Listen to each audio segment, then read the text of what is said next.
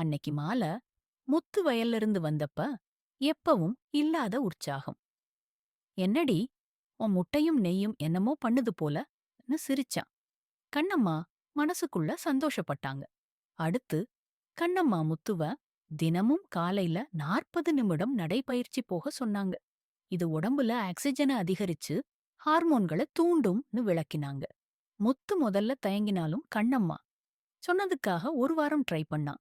ஒரு வாரத்திலேயே உடம்பு லேசா மனசு கிளியரா உற்சாகம் பளிச்சுன்னு தெரிஞ்சது. ஒரு மாசம் கழிச்சு முத்து கண்ணம்மாவ பார்த்து சொன்னான். கண்ணம்மா, உன் இயற்கை டிப்ஸ் மேஜிக் பண்ணுது. இப்போ உடம்பும் மனசும் 25 வயசு பையன் மாதிரி உற்சாகமாயிருக்கு. கண்ணம்மா சிரிச்சு, இது நம்ம முன்னோர்களோட ரகசியம். இயற்கையான உணவு, நல்ல வாழ்க்கை முறைன்னா எத்தனை வயசு ஆனாலும் உற்சாகமா இருக்கலாம்னு சொன்னாங்க. அந்த இரவு முத்துவும் கண்ணம்மாவும் தாம்பத்திய வாழ்க்கையை உற்சாகமா இயற்கையான முறையில அனுபவிச்சாங்க. கண்ணம்மா மாதிரி நீங்களும் இந்த இயற்கையான முறைகளை ட்ரை பண்ணி பாருங்க. தினமும் 2 நாட்டுக்கோழி முட்டை 35 முதல் 40 கிராம் அவிச்சு சாப்பிடுங்க. இதுல உள்ள புரோட்டீன் ஹார்மோன்களை தூண்டி உடம்புக்கு வலு சேர்க்கும். வறுத்த நிலக்கடலை, பாதாம், முந்திரி, சூரியகாந்தி விதைகளை தினமும் ஒரு கைப்பிடி சாப்பிடுங்க.